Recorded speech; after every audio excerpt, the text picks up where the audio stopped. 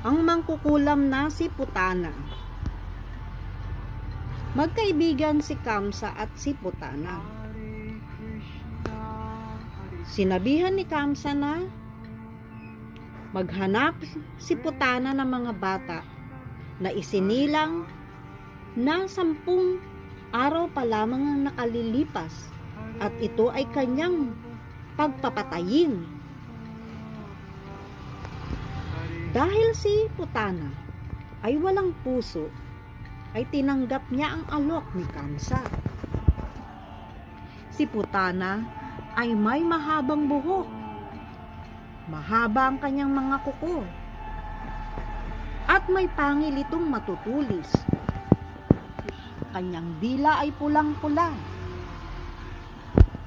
Napakatangkad niya na parang kasing laki ng giraffe. Ang kanyang kasuotan ay mula sa balat ng hayop.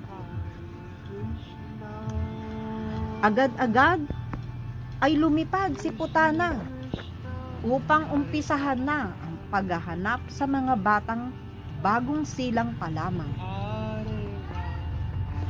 Pinagpapatay niya ang mga bata, ang mga sanggol sa kaharian ni Kamsa, at pati na sa malapit sa kaharian ni Kamsa. Pasikreto siyang papasok sa bahay. Kukunin niya ang bata habang kanilang mga magulang ay abalang-abala sa pagtatrabaho sa loob ng tahanan, o kaya naman ang mga ito ay natutulog.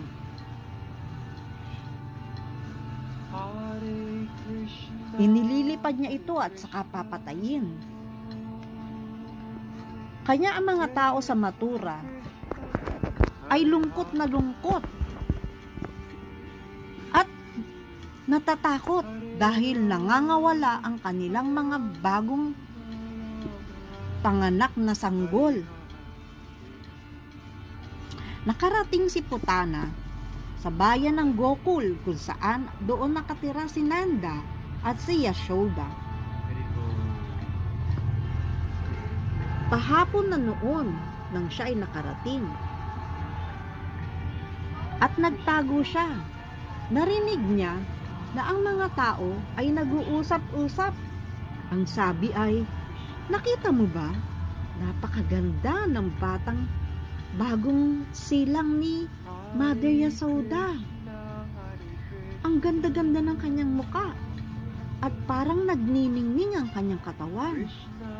Sa isip ni Putana, ito na marahil ang pinapahanap at pinapapatay ni Kamsa. Bukas na lamang ako pupunta sa bahay nila Yashoda. Si Putana naman ay mayroong kapangyarihan. Kanya kinabukasan ay nagpalit ito ng anyo na napakagandang babae. At pumasok na nga sa bayan ng Gokul. Namangha sa kagandahan niya ang mga tao na ang inaakala nila na may dumating na isang diwata upang bigyan ng blessing ang anak ni Yashoda. Ang sabi ni Putana, nagtanong siya, "Alam niyo po ba kung saan ang bahay ni Yashoda at Nanda? Bibigyan ko ng blessing ang batang bagong silang na anak nila." At ang mga tao naman ay itinuro ang bahay ni Nanda. Nang nakarating si Putana sa bahay ni Nanda, nakita niya agad ang bata na nakahiga at natutulog sa kanyang ama. Nagpakilala siya kay Mother Yashoda at ang sabi niya, "Pwede ko po bang kargahin, painumin ng gatas ang inyong anak mula sa aking dibdib? Bibigyan ko po siya ng blessings." Katulad ng Inakala din ni Mother Yasoda na si Putana ay diwata.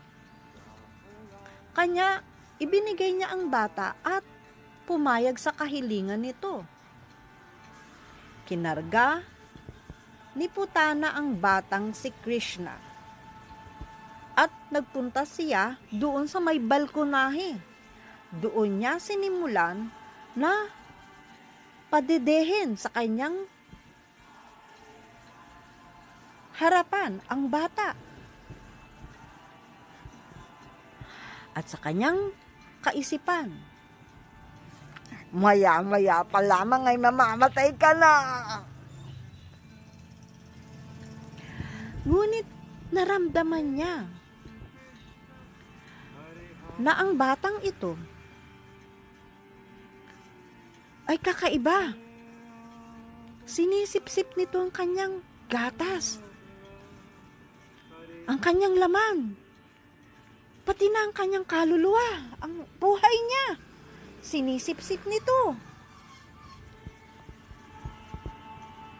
Lumipad siya upang takutin ang bata, ngunit hindi natakot ang bata. Sa halip, napakahigpit ng pagkakakapit nito sa kanya. Ayaw siyang pakawalan.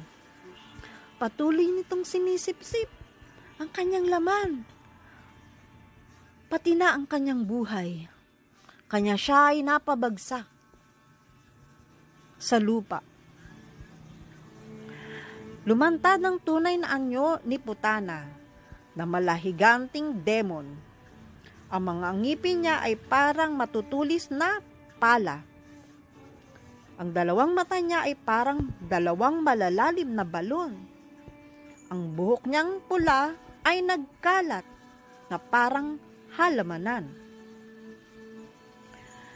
At ang dibdib niya ay parang dalawang burol. Ang mahaba nitong binti ay parang daanan. Nakakatakot ang kanyang itsura. Nabigla ang mga tao sa narinig na malakas na pagbagsak sa labas ng kanilang tahanan at sila ay napatakbo, nagulantang sa kanilang nakita na si Krishna ay naroroon sa dibdib ng higanting demonyo. Tuwang-tuwa ito na naglalaro. Agad-agad ay kinuha ni Mother Yasoda si Krishna at halos mahimatay siya sa takot. Inuuwi nila ang batang si Krishna. At ang sabi nila, kailangan nating doblehin ang pag-iingat at pagbabantay sa ating mga anak. Dahil kung ano-ano ang mga kababalaghang nangyayari dito sa Gokul. At napag-isip-isip nila na itong batang si Krishna ay hindi ordinaryong bata. Sa katunayan, ito ang unang demonyo na napatay ni Baby Krishna.